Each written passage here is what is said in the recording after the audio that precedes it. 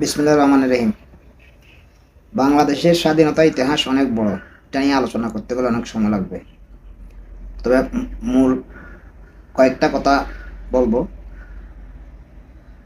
বাংলাদেশে স্বাধীনতা যুদ্ধে গেছিল তিনটা কারণে। সাম্য, মানে বাংলাদেশের মুক্তিযুদ্ধের মূল ভিত্তি ছিল সাম্য, মানবিক মর্যাদা, ন্যায় বিচার। এই তিনটা মূলনীতি ছিল। পরবর্তীতে যুদ্ধের পরে শেখ মুজিব ভারতের চালে পড়ে, ভারতের কূটকৌশলের কারণে মূলনীতি করা হয়েছিল চারটা: সাম্য, মানবিক মর্যাদা, ন্যায় বিচার এবং ধর্মনিরপেক্ষতা। এই ধর্মনিরপেক্ষতা যদি থাকতো, যুদ্ধের আগে যদি বলা হতো, তাহলে অনেকেই এই যুদ্ধে অংশগ্রহণ করতো কিনা সন্দেহ। যাই হোক, তখনকার মুক্তিযুদ্ধ আমাদের মূল দলিল ছিল সাম্য, মানবিক মর্যাদা, ন্যায় বিচার। এটাই ছিল মূলনীতি। তাহলে এখন এসে জামাতের পক্ষ থেকে, জামাতের একটা শিবিরের একটা মাসিক পত্রিকায় তারা ওখানে একজন প্রবন্ধ লিখেছে, একজন লেখা লিখেছে যে, ওটা আপনারা অনেকে দেখছেন, অনেকে পড়ছেন। এটা নিয়ে গতকাল সামাজিক মাধ্যমে প্রচুর কথা হয়েছে। ওই বিষয়ে না যায়, শুধু কথা যে কথাটা নিয়ে বিতর্ক সৃষ্টি হয়েছে সে কথাটা একটু বলি। ওইখানে লেখক দাবি করছে যে মুসলমানরা না বুঝে মুক্তিযুদ্ধে গিয়েছিল। এটা একটা পয়েন্ট। আর একটা পয়েন্ট বলছো নি, মুসলমানরা মুক্তিযুদ্ধে গিয়ে ইসলামের ক্ষতি করেছে। এই মূল লেখার মধ্যে এই দুইটা পয়েন্ট আছে। আমি এই দুইটা পয়েন্ট নিয়ে কথা বলবো। তাহলে তো এটা এই লেখক যিনি লেখছে এটা তো গতকালে ওনার বিরুদ্ধে মামলা হওয়া উচিত ছিল। কারণ এতে প্রমাণিত হয়ে যায় জামাত যে বাংলাদেশের স্বাধীনতা বিশ্বাস করে না, এখনো পর্যন্ত বিশ্বাস করে না, তার প্রমাণ, তার দলিল। এই কথা দিয়ে গতকালে জামাতের বিরুদ্ধে মামলা হওয়া উচিত ছিল। জামাতের বিরুদ্ধে না হলো, এই লেখাটা যে লেখছে এবং এই প্রকাশক, এখানে যে প্রকাশক ছিল তার বিরুদ্ধে এবং শিবিরের বিরুদ্ধে মামলা হওয়া উচিত ছিল। কারণ এটা সম্পূর্ণ আমাদের মুক্তিযুদ্ধের উপর আঘাত। এখন বলবেন আপনারা, আমরাও মুক্তিযুদ্ধে হাসিনার মতো, আওয়ামী লীগের মতো মুক্তিযুদ্ধ বয়ান শুরু করছি, মুক্তিযুদ্ধের চেতনা শুরু করছি। না, আমি মুক্তিযুদ্ধের চেতনায় বিশ্বাসী না। মুক্তিযুদ্ধ হয়েছে, আমার মুক্তিযুদ্ধ 71 সালে মুক্তিযুদ্ধ হয়েছে, আমার দেশ স্বাধীন করেছে, ওই পর্যন্ত থাক। এটাকে নিয়ে এত বেশি কাটাকাটি করতে আমি রাজি না। চেতনা, কথায় কথায় চেতনা বিশ্বাসী, ওটা আমি করতে রাজি না। কিন্তু আমাদের মূল স্পিরিটটা হচ্ছে আমাদের দেশটা তৈরি হওয়ার যেখানে ভিত্তি আমাদের স্বাধীনতা, সেটা মেনে নিবে না, সেটা মেনে না নিয়ে আমাদের দেশে রাজনীতি করবে, এটা তো হতে পারে না। জামাত যদি বাংলাদেশে রাজনীতি করতে চায়, তাহলে তাদেরকে ক্ষমা চেয়ে বাংলাদেশে রাজনীতি করতে হবে। না হলে জামাত জিন্দিগিতে বুট পাবে। তাছাড়া জামাত এমন কোনো পার্টি না, এমন কোনো দল না যে বাংলাদেশের অনেক জনপ্রিয় দল, ওইরকম কিছু না। জামাতের বুট কয় পার্সেন্ট? 5%, 6%, সর্বোচ্চ গেলে 10%। এর 10% তো হবেই না। তাহলে এই দলকে রাজনীতি করার সুযোগ দেওয়া তো কোনোভাবে ঠিক হচ্ছে না। কারণ জামাতকে ক্ষমা চাইতে হবে। আমাদের দেশ, তারা বিজয় দিবস আসলে বাণী দেবে, বিজয় দিবসের মিছিল করবে, কিন্তু দেশটাকে স্বীকার করবে না, স্বাধীনতা যুদ্ধকে স্বীকার করবে না, অস্বীকার করবে। তাও তো হবে না। আর আমি স্পষ্ট নিজের কানে শুনেছি, তখন আমি ছোটো ছিলাম, 1991 সালে, নির্বাচনের আগে বিটিভিতে একটা অনুষ্ঠান প্রচারিত হয়েছিল। সম্ভবত এটা অনুষ্ঠান পরিচালনা করছিল ঢাকার সাবেক মেয়র মৃত আনিসুল হক। ওইখানে জামাতের পক্ষ থেকে স্পষ্ট বলা হয়েছে, হ্যাঁ, আমরা মুক্তিযুদ্ধে চাই না বলতে আমরা চাই নাই মুসলমান বাক্য, মুসলমান ভাইয়ের মধ্যে একটা, যেহেতু পাকিস্তান মুসলিম কান্ট্রি, সেই হিসাবে আমরা ভারতকে সমর্থন দিয়েছি। তাহলে এই কথা বলার পরও এই দেশে তারা রাজনীতি করেছে। কিন্তু এখন সময় পরিবর্তন হয়েছে। এখন তো অন্তত জামাতকে এটা মেনে নিতে হবে, স্বীকার করতে হবে, বাংলাদেশকে স্বীকার করতে হবে। শুধু বানে দিলে হবে না, বাংলাদেশকে স্বীকৃতি দিতে হবে যে তারা ভুল করছে, অন্যায় করছে। মুক্তিযুদ্ধকালের সময় ক্ষমা চাইতে হবে, তারপরে দেশে রাজনীতি করার সুযোগ আছে। এর পরিপ্রেক্ষিতে গতকাল এই ঘটনার পরিপ্রেক্ষিতে আমাদের উপদেষ্টা মাহফুজ আলম একটা ফেসবুক পোস্ট দিয়েছে। পোস্টটা অনেক দীর্ঘ। এই পোস্টটা আমি পড়েছি, কয়েকবার পড়েছি। এটার সাথে আমি সম্পূর্ণ একমত। এটা নিয়ে এই পোস্টটা নিয়ে আমার কোনো দ্বিমত নেই, আমার সম্পূর্ণ একমত। এখানে শেখ মুজিবকে অতি বাড়াবাড়ি করা হয়েছে। যুদ্ধের পরে শেখ মুজিবের আচরণ খুবই বিরক্ত, খুবই সন্ত্রাসী টাইপের, এখানে কোনো সন্দেহ নেই এগুলো। তারপর এই যে 24শে আগস্টের বিপ্লব, সে বিপ্লবকে কেন্দ্র করে জামাত চাচ্ছে এটাকে সামনে পুঁজি করে তারা রাজনীতি করতো এবং 71কে মুছে দিত। এবং এই বয়ানটা জামাতের এই বয়ানটা ছাত্র নেতাদের মাথায় ঢুকিয়েছিল প্রথমে জুলাই আগস্টের পরে, কিন্তু তারা এখন বুঝতেছে, তারা ছাত্ররা এখন বুঝতেছে, তারা এখন সেখান থেকে সরে আসতেছে। এটা একটা ভালো লক্ষণ।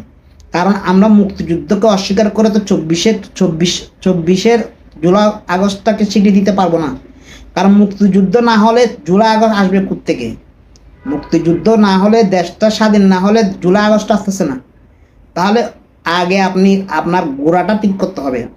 ছাত্র নেতারা এখন বুঝতে পারছে যে বিষয়টা, যে এখানে এটা জামাতের ছাপ, জামাত ব্রেন ওয়াশ করছিল। কারণ জামাত যাদেরকে ধরে সহজে সারে না, ব্রেন ওয়াশ করে ছাড়ে।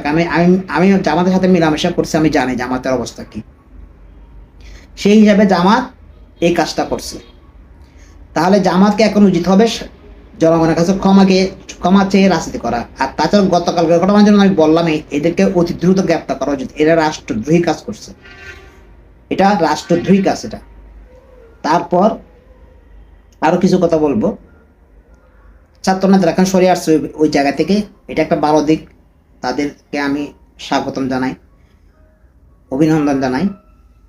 কারণ আমাদের মুক্তিযুদ্ধকে বাদ দিয়ে 24শে জুলাই আগস্টের বিপ্লবকে ধারণ করা যাবে না। দুটাকে আমাদের ধারণ করতে হবে, আমাদের সবগুলা আন্দোলন সংগ্রামকে ধারণ করতে হবে। তাহলেই হচ্ছে পরিপূর্ণ একজন বাংলাদেশি। আমি বাংলাদেশি হিসেবে বাঁচতে চাই, আমি বাংলাদেশি হিসেবে আমার পরিচয় দিতে চাই। আমি বাঙালি পরিচয় হিসেবে দিতে চাই না, আমি বাংলাদেশি হিসেবে বাঁচতে চাই, বাংলাদেশি হিসেবে আমার পরিচয়টা দিতে চাই। তাহলে জামাত যদি সেটা না মানে, সেটা মেনে নিতে হবে তাদেরকে, এবং ঘোষণা দিয়ে মেনে নিতে হবে, এবং তাদেরকে ক্ষমা চাইতে হবে। এটা গেল একটা দিক। তারপর আমি সামাজিক যোগাযোগ মাধ্যমে মোটামুটি অ্যাক্টিভ থাকি। সেখানে যে কোনো লেখায় জামাতের লোকেরা, জামাত শিবিরের লোকেরা এসে কমেন্ট করে বিএনপি 2001 সালে দুর্নীতি করছিল। তো বিএনপি 2001 সালে দুর্নীতি করেছিল, তখন তো জামাতও সেই দুর্নীতির অংশীদার। সেটা যদি সত্য ধরে নেই আমি তর্কের খাতিরে, তাহলে সেটা তো অংশীদার জামাতও। কারণ জামাত সহ সেই সরকার ছিল এবং মন্ত্রী ছিল জামাতের মন্ত্রী ছিল সেই সরকারে।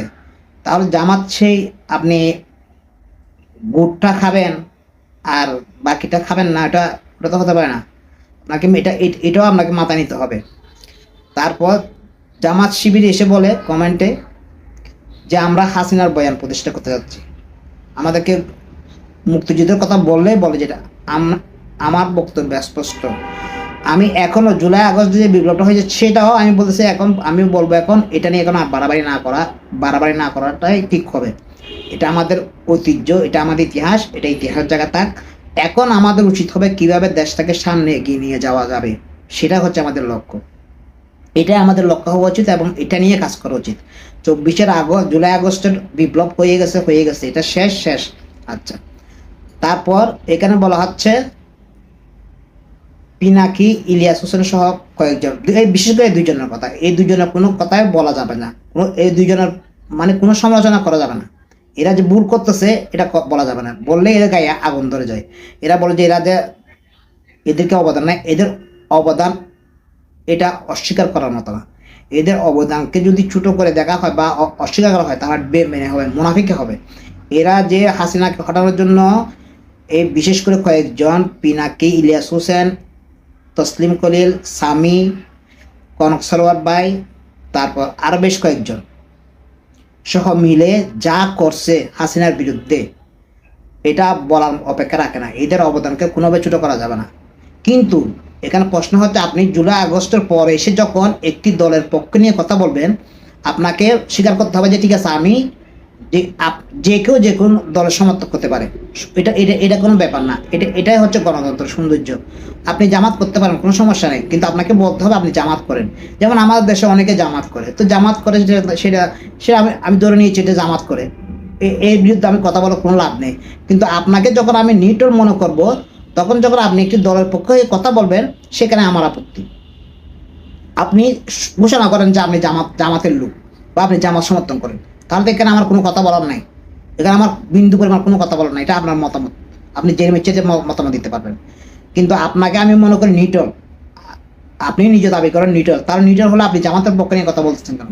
হ্যাঁ, এখন বলবেন তাহলে কি বিএনপি অন্যায় করতেছে না? হ্যাঁ, বিএনপি অন্যায় করতেছে। বিএনপি, আমি বারবার বলতেছি, বিএনপি তাদের নিজেদের অন্তর্কুন্দল, দলাদলি, ছাঁদাবাজি, অনেক কিছু করতেছে। মানে মোটামুটি এরা খুব অন্যায় করতেছে বিএনপির কিছু কিছু নেতাকর্মীরা, মারাত্মক। সেই জন্য দল থেকে কিন্তু অ্যাকশন নিচ্ছে। দল থেকে এ পর্যন্ত ১৫০০-এর অধিক লোককে বিএনপি থেকে বহিষ্কার করা হয়েছে, তারপরও সামাল দিতে পারতেছে না। সামাল দিতে না পারার কারণ আছে। কারণটা হচ্ছে দলের প্রধান যে দুইজন, সেই দুইজন এখন দেশের বাইরে, তাই একটু অগ্রসর। তাছাড়া দলের পক্ষ থেকে আহ্বান করা হয়েছিল যে যারাই এসব কাজ করবে, ছাঁদাবাদী সন্ত্রাসী করবে, তাদেরকে যেন আইনের আওতায় আনা হয়। কিন্তু এই বর্তমান অন্তর্বর্তীকালীন সরকার কোনো অবস্থাতে তাদেরকে গ্রেপ্তার করতেছে না। ধরুন আমি মনে করি আমি যদি অন্যায় করতে থাকি, আমাকে যদি পুলিশে না ধরে, তাহলে আমার সাহস বেড়ে যাবে, আমি আরো বেশি অন্যায় করব। কিন্তু আমাকে তো উচিত হবে আইন শৃঙ্খলা, রাষ্ট্র আইন শৃঙ্খলা বাহিনী আমাকে গ্রেপ্তার করা, আমাকে বিচারের আওতায় নিয়ে আসা। তাহলে তো অন্যরা সাবধান হবে যে না, এখানে অন্যায় করে পার পাওয়া যাবে না। এখন বিএনপির কাউকে পুলিশ প্রশাসন ধরতেছে না, গ্রেপ্তার করতেছে না। কেন গ্রেপ্তার করতেছে না? এটা আমি অনেকবার বলছি যে এখানে জামাত শিবিরের লোক আছে প্রশাসনের মধ্যে, তারা চাচ্ছে বিএনপির লোকজন এগুলো করতে থাকুক, বিএনপির দুর্নাম হতে হতে বিএনপিকে যাতে ডেস্ট্রয় করে দেওয়া যায়। কিন্তু তারা সেটা পারবে না। আমাদের দলের পক্ষ থেকেও তো বলা হচ্ছে যে তারা যেগুলো করছে সেগুলো অন্যায়, এবং বিশেষ করে গতকালকেও আমাদের জনাব তারেক রহমান কোর্টের বার্তা দিয়েছে। কোর্টের বার্তা দেওয়ার পরও এগুলো কেয়ার করা হচ্ছে না। যেহেতু কেয়ার করা হচ্ছে, কিন্তু এগুলোর দায়িত্ব হচ্ছে সরকারের, যারা বর্তমান অন্তর্বর্তী সরকার আছে তাদের দায়িত্ব। তাদের উচিত এগুলো, যারা এই যে সন্ত্রাসী চাঁদাবাজি দলাদলি করতেছে, খুন খারাপি করতেছে, এদেরকে গ্রেপ্তার করা। কিন্তু এদেরকে গ্রেপ্তার করা হচ্ছে না। এখন বলবেন যে বিএনপি কি করবে? বিএনপি ক্ষমতা নাই। বিএনপি যদি ক্ষমতা থাকতো, বিএনপি তাদেরকে বিরুদ্ধে অ্যাকশন নিত। এখন আপনারা বলবেন বিএনপি কোনোদিন অ্যাকশন নিত, তার প্রমাণ আছে। ২০০১ সালে বিএনপি যখন ক্ষমতা আসছিল, আসার পর ঠিক এইরকম একটা পরিস্থিতি হয়েছিল। তখন বিএনপি অপারেশন ক্লিন হার্ট নামে একটা সেনাবাহিনীকে দিয়ে পরিচালনা করে বিএনপির অনেক নেতা কর্মীকে ক্রসফায়ার দেওয়া হয়েছে। ওই সময় যতগুলো হত্যাকাণ্ড হয়েছে তার বেশিরভাগ ছিল বিএনপির লোক। উদাহরণস্বরূপ একটা, শুধু এগুলা তো বলা ঠিক না, তবে একটা উদাহরণ দিই। চট্টগ্রাম কোতোয়ালি মহানগরে ত্রাস ছিল ইকবাল। সে ইকবাল মোটামুটি বিএনপিকে অর্গানাইজ করতো, বিএনপির পক্ষে কাজ করতো, ইলেকশন আসলে সবখানে। সেই ইকবালকে ক্রসফায়ার দেওয়া হয়েছে। ইকবালকে ক্রসফায়ার দেওয়ার পর কোতোয়ালিতে বিএনপির অবস্থান দুর্বল হয়ে গেছিল। এটা আপনার কুচ নিয়ে দেখিয়েন। কিন্তু তারপরে বিএনপি ছাড়া নাই। বিএনপি তাদের যে সেই সময় যতগুলো ক্রসফায়ার হয়েছে তার বেশিরভাগ হচ্ছে বিএনপির লোক। সেখানে একটাও জামাত শিবিরের কেউ ছিল না। তো জামাত শিবির কি সন্ত্রাসী করে না? পত্র পত্রিকা আসতেছে না, সবগুলো তো আসতেছে, কোথাও তো ভুল নেই। জামাত শিবির যে আওয়ামী লীগকে পুনর্বাসন করতেছে, তারপর চাঁদাবাজি করতেছে, এগুলো তো দখলবাজি করতেছে, এগুলো সবগুলো তো আছে। কিন্তু এগুলো মিডিয়াতে আসতেছে না। এখানে হচ্ছে পার্থক্য। তবে বিএনপি এই মুহূর্তে কিছু করার নেই, দলের কিছু করার নেই। দলের যতটুকু করার, দল থেকে বহিষ্কার এতটুকু করতে পারবে, বেশি কিছু করতে পারবে না। যা করার বর্তমান সরকারকে করতে হবে। বর্তমান সরকারের উচিত হবে যারা এইসব কর্মকাণ্ড করতেছে তাদেরকে গ্রেপ্তার করা। আমারও বাস পরিষ্কার, যারা এইসব কর্মকাণ্ড করবে তাদেরকে অতি দ্রুত গ্রেপ্তার করা, করে আইনে আওতা নিয়ে আসা। যদি বিএনপি আইনে আওতা নিয়ে আসার পর যদি বিএনপি বিরোধিতা করতো, তাহলে সেটা বিএনপি দুষ হতো। এখন তো বিএনপি আরো নিজের থেকে বলতেছে তাদেরকে গ্রেপ্তার করার জন্য, কিন্তু অন্তর্বর্তীকালীন সরকার তাদেরকে গ্রেপ্তার করছে না। ওই যে বারবার বলতেছি, বিএনপিকে ছোট করার জন্য, বিএনপিকে হেয় প্রতিপন্ন করার জন্য এগুলো করা হচ্ছে। আর বিএনপির পক্ষ থেকে কিছু করার নাই, যেহেতু বিএনপি সরকারে নাই।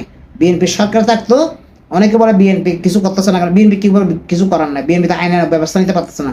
বিএনপি তো নিজের থেকে কোনো কিছু করতে, যদি সরকার থাকতো তাহলে সেরকম ২০০১ সালের মতো কোনো একটা উদ্যোগ নিয়ে এসব দমাতে পারতো। কিন্তু এখন দমাতে বিএনপি পারতেছে না। এই জন্য বলতেছি দ্রুত নির্বাচন দরকার। কি জন্য দরকার? এই যে এই বর্তমান অন্তর্বর্তীকালীন সরকার রাষ্ট্রে কোনো ফাংশন করতেছে না, কোনো দিকে ফাংশন করতেছে না। আইন শৃঙ্খলার অবনতি, 2 দিন পর পর আন্দোলন, 2 দিন পর পর আন্দোলন, 2 দিন পর পর আন্দোলন, দাবি দাওয়া নিয়ে আন্দোলন। মানে দেশটা একটা মগের মূল্যকে পরিণত হয়েছে, যা ইচ্ছা তা করতেছে। দ্রব্যমূল্য ঊর্ধ্বগতি, মানুষের নাভিশ্বাস উঠে যাচ্ছে। এরকম অবস্থায় একটি দলীয় সরকার খুব দরকার, জনগণের ভোটে নির্বাচিত একটি সরকার খুবই দরকার। একটি রাজনৈতিক দল ক্ষমতা আসলে তারা এসব ট্যাকেল করতে পারবে, কিন্তু অন্তর্বর্তীকালীন সরকার পারতেছে না, কোনো অবস্থা পারতেছে না। আমরা দেখতেছি তো, আমরা অনেকে বলতেছে এদেরকে সময় দেওয়া উচিত, তো সময় তো দেওয়া হয়েছে, 6 মাস দেওয়া হয়েছে, সময় আরো দেওয়া যেত, যদি দেখা যেত তারা ঠিকভাবে ফাংশন করতেছে, কিন্তু তারা তো কোনোভাবে ফাংশন করতেছে না। আপনি দেখান এখানে এই অন্তর্বর্তীকালীন সরকারে শুধুমাত্র ডক্টর মোহাম্মদ ইউনূস ছাড়া আর একজন ব্যক্তি নাই যিনি রাষ্ট্র পরিচালনা করার মতো ক্ষমতা আছে। ডক্টর ইউনূস স্যার একজনের কারণে এখনো পর্যন্ত এটা টিকে আছে, কারণ ওনার ফেস ভ্যালুটা অনেক বড়। ডক্টর ইউনূস স্যারের ফেস ভ্যালুটা অনেক বড়, যার কারণে দেশটা এখনো টিকে আছে। উনি যদি না থাকতো এই অন্তর্বর্তীকালীন সরকারে, তাহলে দেশটা অনেক আগে ধ্বংস হয়ে যেত। ইউনূস স্যারের কারণে দেশটা এখনো টিকে আছে। তাই এখন উচিত হবে যতটুকু সংস্কার করার দরকার ততটুকু করে একটা নির্বাচন আয়োজন করা, তা না হলে দেশের পরিস্থিতি আরো খারাপ হবে। এইসব আইন শৃঙ্খলা পরিস্থিতি ঠিক না হলে একটা দেশ কখনো সুষ্ঠু সুন্দরভাবে এগিয়ে যেতে পারে না। 2 দিন পর পর অবরোধ হবে, 2 দিন পর পর আন্দোলন হবে, এগুলা কি? এগুলো তো কোনো দেশে কাম্য নয়। এত অরাজকতা তো মেনে নেওয়া যায় না। আর যেগুলা বিএনপি করতেছে, বিএনপি যে লোকগুলা যারা যারা এর সাথে জড়িত তাদেরকে অতি দ্রুত গ্রেপ্তার করা হোক। আমার কথা পরিষ্কার, যারা এসব করতেছে তাদেরকে দ্রুত গ্রেপ্তার করা হোক। এবং গতকালকের ঘটনায় জামায়াত শিবির যা করছে তাদেরকে অতি দ্রুত রাষ্ট্রদ্রোহী মামলায় গ্রেপ্তার করা হোক। আজকে পর্যন্ত সবাই থাকবেন।